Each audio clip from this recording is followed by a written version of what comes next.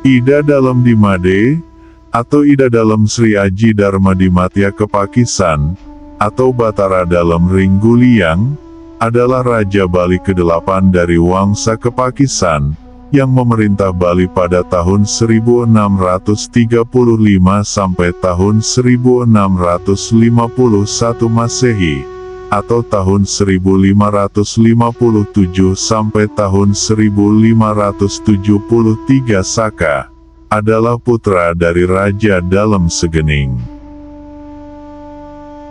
Beliau naik tahta setelah kakaknya, Ida Dalam Anom Pemayun, mengundurkan diri pada tahun 1634 Masehi, setelah tidak mendapatkan dukungan dari para petinggi kerajaan.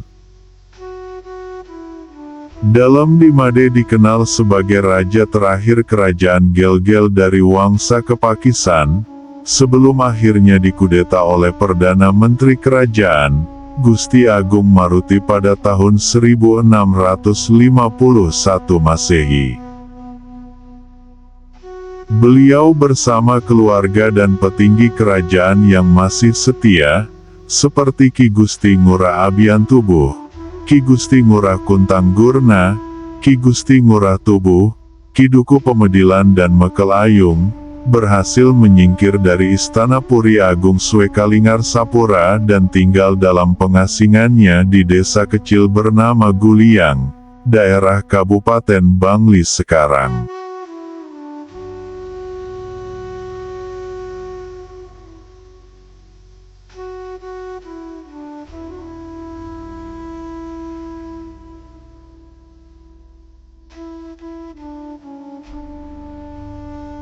I Dewa Agung Dimade, atau dikenal juga dengan nama Dimatya, adalah salah satu dari banyak putra Raja Dalam Segening.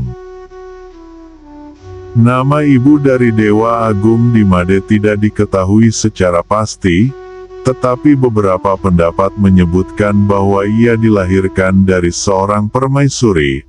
Oleh karena itu gelar Dewa Agung disematkan padanya, yang umumnya merujuk pada putra yang lahir dari permaisuri. Dewa Agung Dimade bukanlah pewaris tahta kerajaan Gel-Gel setelah wafatnya Raja Dalam Segening. Tahta kerajaan diwariskan kepada kakaknya, yaitu putra mahkota Dewa Agung Anom Pemayun, yang kemudian bergelar Dalam Anom Pemayun. Kebijakan pemerintahan Dalam Anom Pemayun tercatat dalam naskah Babat Dalam dan Babat Sidemen, yang menunjukkan bahwa ia melakukan reformasi besar-besaran di lingkungan istana. Reformasi ini termasuk pengangkatan sejumlah pejabat baru serta pemberhentian beberapa pejabat lama. Langkah ini memicu ketidaksenangan dan perasaan terancam di kalangan elit istana. Sebagaimana dalam sejarah terdahulu ketika Gusti Klapodiana memprakarsai pengalihan kekuasaan dari Dalam Samprangan dan Dalam Ketut Semara Kepakisan di Pura Dalam Tugu, maka upaya serupa tampaknya juga direncanakan oleh para petinggi istana terhadap Dalam Anom Pemayun. Salah satu tokoh yang diduga kuat bertanggung jawab atas penurunan tahta Dalam Anom Pemayun adalah Gusti Agung Maruti, seorang putra angkat dari Kiai Agung Kedung.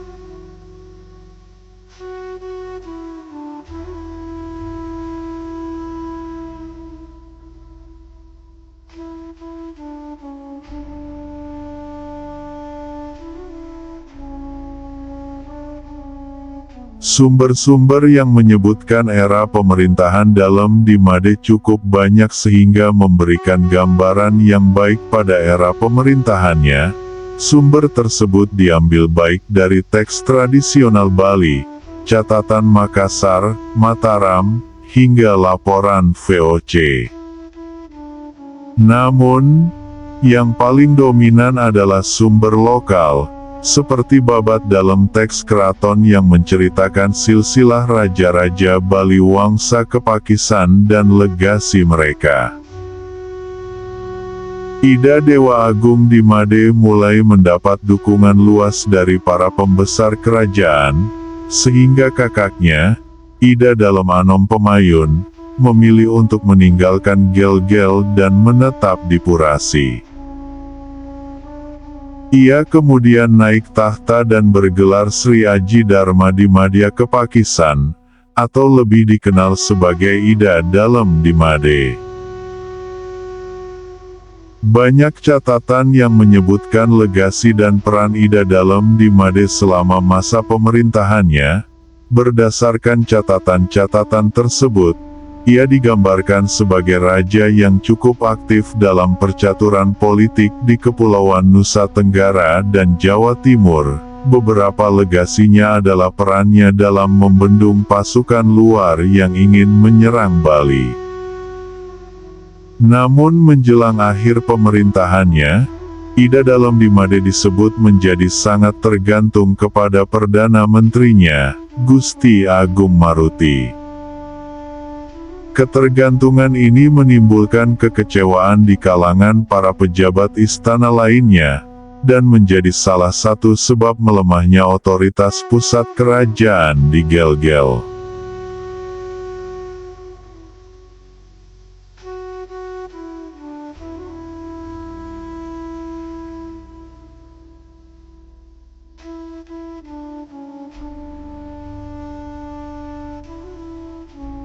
Sebagaimana yang dialami oleh ayahandanya, Dalem Segening, masa awal hingga akhir pemerintahan Dalem di Made turut diwarnai oleh tantangan eksternal yang berkaitan dengan upaya mempertahankan pengaruh Mandala Gel-Gel di luar wilayah inti Bali.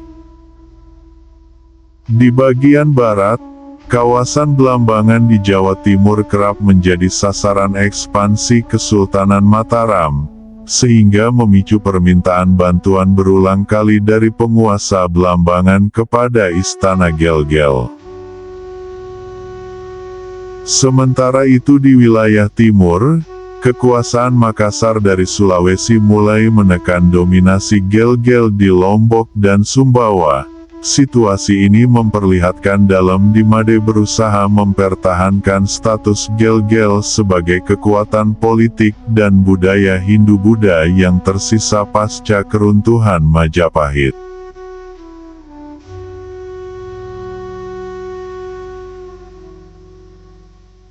Salah satu fokus utama politik luar negeri Gel-Gel di Jawa adalah Blambangan, wilayah ujung timur Jawa yang menjadi benteng pertahanan terakhir kerajaan Hindu Jawa dan vasal yang penting bagi Gel-Gel. Blambangan sering menjadi sasaran ekspansi Kesultanan Mataram Islam, terutama di bawah pemerintahan Sultan Agung. Pada tahun 1639, tercatat bahwa setelah berhasil menaklukkan Blambangan, pasukan Mataram sempat melancarkan invasi dan pendaratan di Bali, tepatnya di kawasan Canggu. Namun serangan ini berhasil dipukul mundur oleh pasukan Bali. Dalem di Made mengutus Ki Gusti Jelantik Bungaya atau Bogol untuk menumpas para pasukan asing. Banyak pasukan Mataram yang tewas dan tertangkap oleh pasukan Bali. Peristiwa ini menandai salah satu momen pertahanan strategis yang berhasil dari kerajaan Gel-Gel di Bali sekaligus serangan terakhir kerajaan dari Jawa ke Bali. Ketegangan antara Dalem di Made dan Sultan Agung terus berlanjut. Blambangan direbut pasukan kerajaan Gel-Gel dan Kesultanan Mataram Islam secara bergantian, dan seiring dengan wafatnya Sultan Agung pada tahun 1645 Gel-Gel melihat peluang besar untuk kembali merebut Blambangan. Ida Dalem di Made mengirim ekspedisi militer yang dipimpin oleh Senapati Kiai Gusti Anglurah Tabanan, Gusti Wayan Pamadekan, Gusti Made Pamadekan dan Kiai Pacung, untuk membantu Belambangan menghadapi tekanan Mataram. Walaupun awalnya menunjukkan keberhasilan dan kesuksesan, pada tahun 1647 ekspedisi ini mendapat perlawanan kuat dari Mataram yang dipimpin oleh Tumenggung Wiraguna. Gusti Wayan Pemadekan berhasil ditangkap dan dibawa ke Kota Gede. Armada Laut Mataram bahkan disiapkan untuk melakukan invasi ulang ke Pulau Bali, tetapi berhasil dihadang oleh armada Laut Gel-Gel yang sudah diposisikan di sepanjang pesisir barat Bali.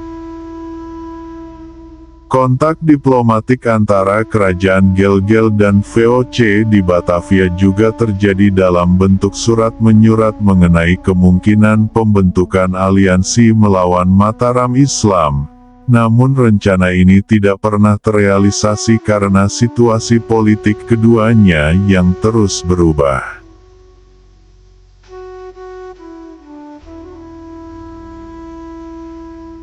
Sementara itu di kawasan timur, hubungan antara kerajaan Gel-Gel dan Kesultanan Makassar memburuk setelah sebelumnya sempat terjalin kesepakatan pada tahun 1624 pada era Dalem Segening. Sekitar tahun 1633, Gel-Gel sempat mengonsolidasikan pengaruhnya di Kesultanan Bima dan berhasil mengusir kekuatan Makassar dari wilayah tersebut. Namun dominasi ini tidak berlangsung lama karena Makassar membalas dengan kembali menguasai Bima dan memperluas pengaruhnya hingga Sumbawa Barat. Pada tanggal 30 Oktober tahun 1640, catatan harian VOC melaporkan bahwa armada Makassar melancarkan serangan besar-besaran ke Pulau Lombok.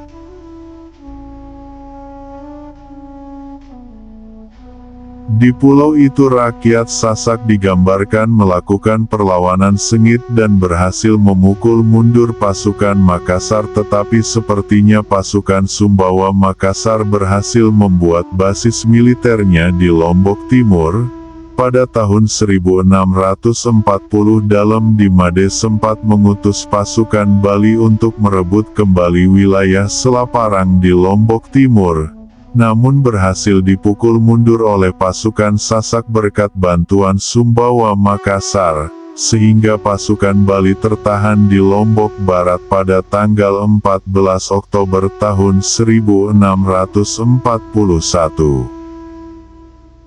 Pada tahun 1645, Ki Kebo Mundar atau Datu Parwa berhasil mengusir Makassar sepenuhnya dari Lombok dan juga menyatakan pembebasan Lombok dari kekuasaan Gel-Gel.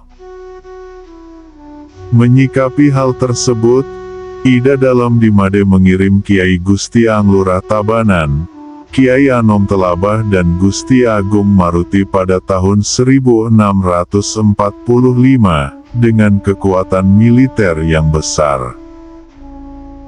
Menurut sumber tradisional seperti Babat Tabanan, pasukan Bali mendarat dengan kekuatan sekitar 100.000 orang dan berhasil menumpas pemberontakan tersebut. Setelah gugurnya Kebo Mundar, Lombok kembali berada di bawah kekuasaan Gel-Gel. Kemenangan-kemenangan pasukan Gel-Gel di bawah senapati Kiai Gusti Anglurah Tabanan ini diperingati dalam dua karya sastra tradisional Bali, Jaya Stamba, yaitu syair Susumbung Parwasari dan Tabanan Sari, yang memuji keberanian Kiai Tabanan dan pasukannya dalam mempertahankan kewibawaan kerajaan Gel-Gel di luar Bali. Dalem di Made dikatakan memberikan banyak penghargaan baik berupa pusaka dan juga wilayah untuk dipimpin oleh keturunan Arya Tabanan, seperti di wilayah Badeng atau Badung. Pasukan Bali juga sempat melakukan serangkaian perang kecil dengan para datu pemberontak yang mencoba menghalangi pasukan Bali dan kekuasaan kerajaan Gel-Gel di Lombok. Pada bulan Mei tahun 1645 Gusti Agung Maruti disebutkan mengalahkan seorang bangsawan Sasak bernama Raden Sebit Langko dan menundukkan desa-desa yang memberontak kepada Gel-Gel. Hal ini dikonfirmasi oleh catatan VOC tertanggal 18 Januari tahun 1646, diawetkan dalam Batavian Letterbook, VOC 773, F14. Menurut surat ini, Batu Parang, atau Selaparang, telah dikalahkan oleh para pasukan Raja Bali pada tahun 1645, dan seorang rakyat VOC bernama Mustafa telah ditawan oleh pasukan Bali dengan tuduhan mencoba membantu Selaparang dengan amunisi perang. Gubernur Jenderal VOC, Antonio van Diemen, telah bertemu dengan utusan dalam di Made, yang telah tiba di Batavia dengan tawanan tersebut. VOC menegaskan bahwa semua adalah kesalahan yang disesalkan, dan meminta Raja Dalam di Made untuk memaafkan orang itu dan mengembalikan apa yang tersisa dari barang-barangnya.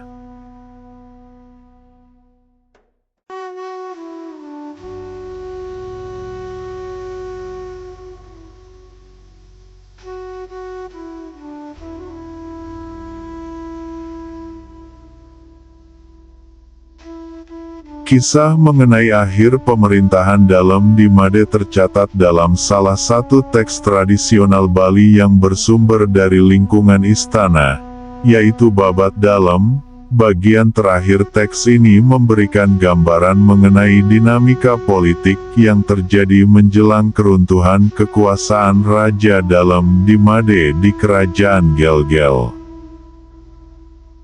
Pada akhir masa pemerintahannya, Dalam di Made banyak mempercayakan urusan pemerintahan kepada salah satu bangsawan berpengaruh, yaitu Gusti Agung Maruti, yang menjabat sebagai Perdana Menteri. Maruti dikenal sebagai tokoh yang memiliki kecakapan dalam bidang militer dan politik, serta dipercaya memiliki jaringan kekuasaan yang kuat di lingkungan istana. Ketergantungan Dalam di Made terhadap Maruti membuat pengaruh politik Maruti tumbuh semakin besar, hingga pada akhirnya menguasai sebagian besar roda pemerintahan. Situasi ini memuncak ketika Gusti Agung Maruti melancarkan kudeta terhadap Dalam di Made. Peristiwa ini terjadi saat Dalam beserta rombongan dalam perjalanan pulang dari melaksanakan upacara keagamaan di Pura Agung Besaki. Dalam perjalanan tersebut Dalam dan rombongannya dicegat oleh pasukan Maruti. Mereka diberitahu bahwa rombongan akan dikawal kembali ke istana. Tetapi sesampainya di tempat tertentu tangan Dalam justru diikat dengan kain sutra, tindakan simbolis yang menunjukkan bahwa ia secara de facto telah dilucuti kekuasaannya.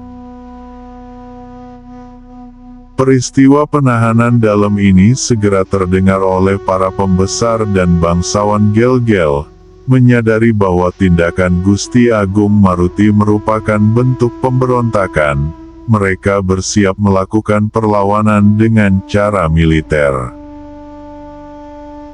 Namun sebelum tindakan lebih lanjut dilakukan, Dalam di Made secara tiba-tiba dibebaskan oleh Maruti dan diizinkan untuk tetap tinggal di istana.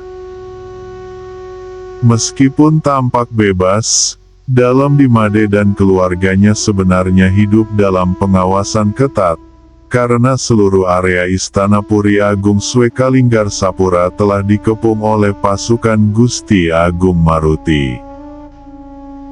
Dengan kondisi tersebut, ia secara efektif berada dalam tahanan rumah bersama anggota keluarga dan para pelayannya.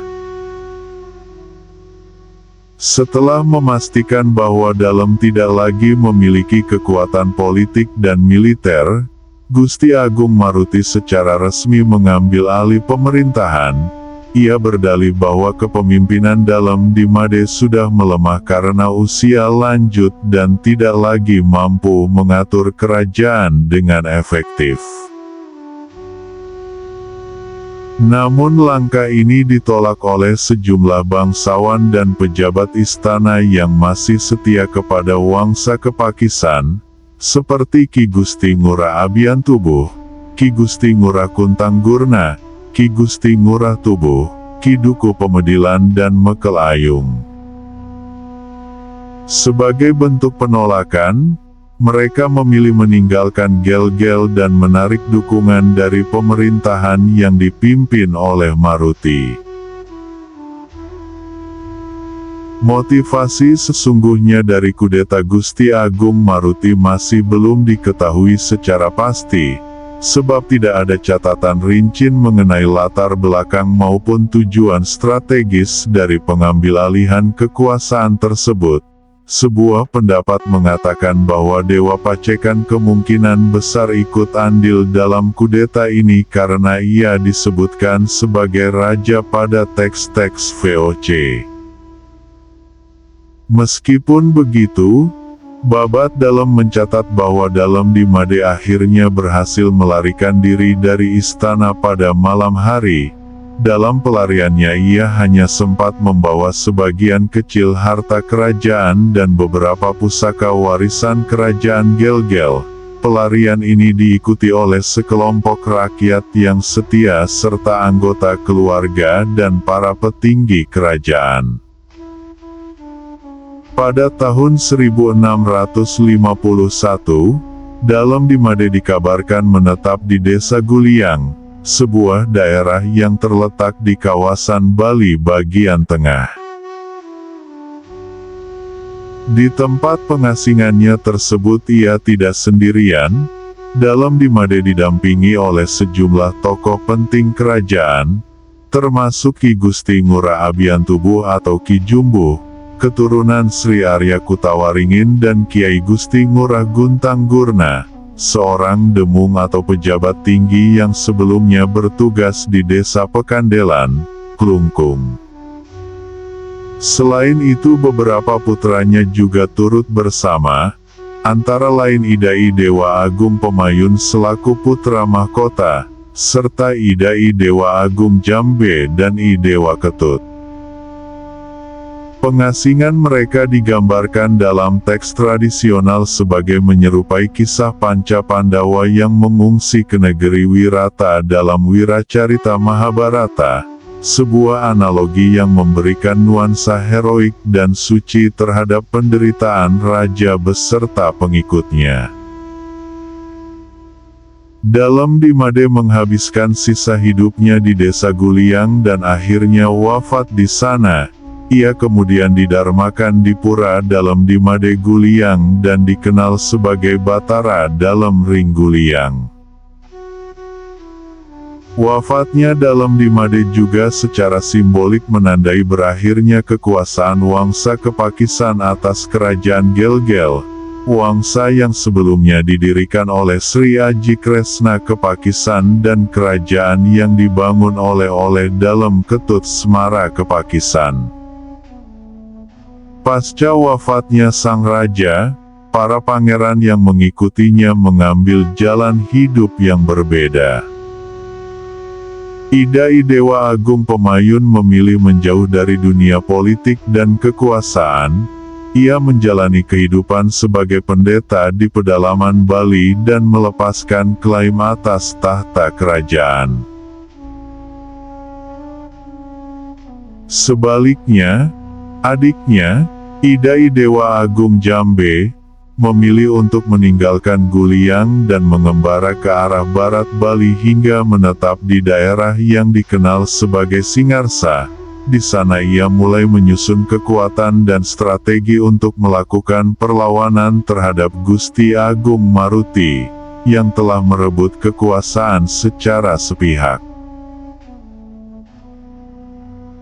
Tahun 1651 bersamaan dengan peristiwa ini, VOC mengutus seorang duta bernama Jacob Bacerah untuk menemui Raja Bali dan memintanya menjalin aliansi melawan Mataram Islam, namun gagal karena diketahui bahwa raja yang sah telah pergi meninggalkan Gelgel.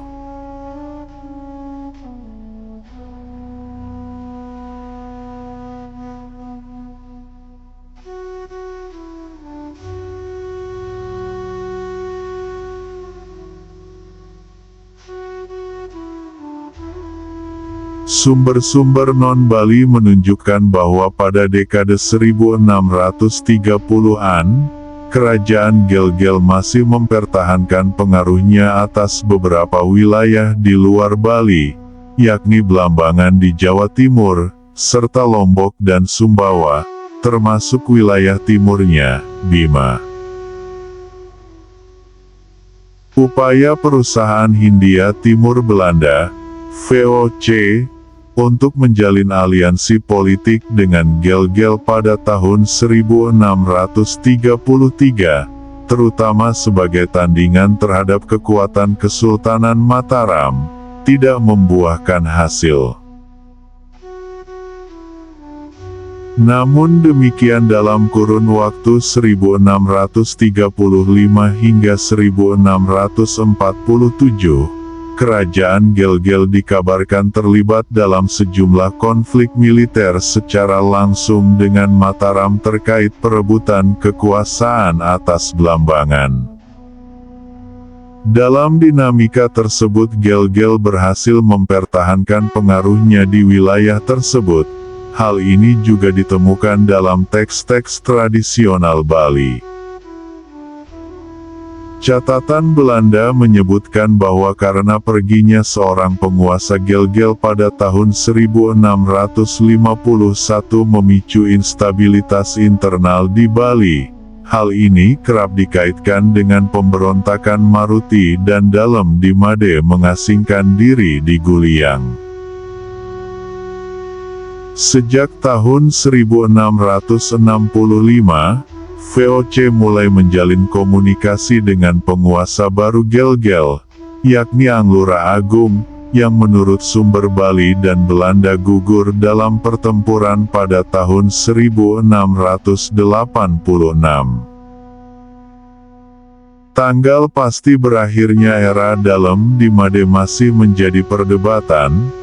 Tahun berakhirnya kerap disandingkan dengan peristiwa tahun 1651, atau menyatakan bahwa pemerintahannya berakhir paling lambat sekitar tahun 1665 setelah Anglura Agung memperkenalkan diri sebagai penguasa baru di Gelgel. Ia merupakan penguasa Gelgel pertama yang secara eksplisit tercatat dalam sumber-sumber Belanda, salah satunya melalui pengakuan seorang bangsawan Bali bernama penguasa Sangsit di Batavia pada tahun 1687, yang mengklaim sebagai keponakan dari Dalem di Made.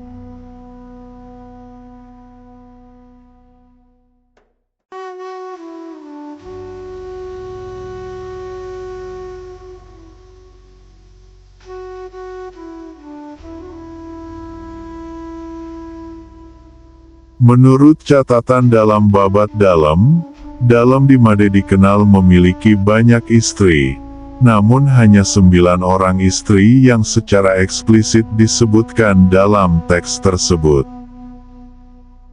Di antara 9 istri tersebut, 3 di antaranya dianggap sebagai permaisuri utama yang berasal dari keluarga bangsawan penting di Bali. Beberapa nama permaisuri Dalem di Made yang tercatat antara lain, Dewa Ayu Mayun Bakas yang berasal dari keturunan Taman Bali, Gusti Ayu Jambe yang merupakan keturunan dari Kiai Jambe Pol, dan Gusti Ayu Selat dari garis keturunan Gusti Ngurah Kamasan. Istri lain, Gusti Ayu Pacekan, Gusti Ayu Tangkeban, Gusti Ayu Peling Raka, Gusti Ayu Peling Anom, dan Dewi Ayu Suladri. Selain itu dalam Dimade juga dikisahkan memiliki seorang selir yang berasal dari komunitas muslim di kampung Gel-Gel, yakni Dyah Siti Mekar putri dari seorang tokoh muslim bernama Haji Sulaiman. Kisah mengenai pernikahan dengan Dyah Siti Mekar menjadi salah satu bukti adanya kontak antar budaya antara kerajaan Hindu Bali dengan komunitas muslim di Bali pada masa itu. Dari para istri dan selir tersebut dalam Dimade menurunkan sejumlah putra dan putri yang kelak memainkan peran penting dalam sejarah Bali. Anak-anaknya antara lain, Idai Dewa Agung Pemayun putra mahkota yang kemudian menjalani kehidupan sebagai pendeta di pedalaman Bali. Idai Dewa Agung Jambe yang kelak mendirikan kerajaan Klungkung sebagai penerus kerajaan Gel-Gel. Dan Dewa Agung Anom di Made yang pada tahun 1651 melarikan diri ke Lombok dan menetap di daerah Kahuripan. Dan dari istri yang lain, Dewa Bukian, Dewa Pacekan, Dewa Tampuagan, Dewa Gianyar, Dewa Batan, Dewa Budi, seorang putri bernama Dewa Ayu Mas, Dewa Lelukung yang dilahirkan dari selir muslim Dyah Siti Mekar, dan Dewa Ketut Guliang. Keturunan dalam Dimade ini kemudian menyebar ke berbagai wilayah di Bali dan Lombok, serta menjadi leluhur dari beberapa wangsa kerajaan baru yang muncul setelah runtuhnya kekuasaan kerajaan Gel-Gel.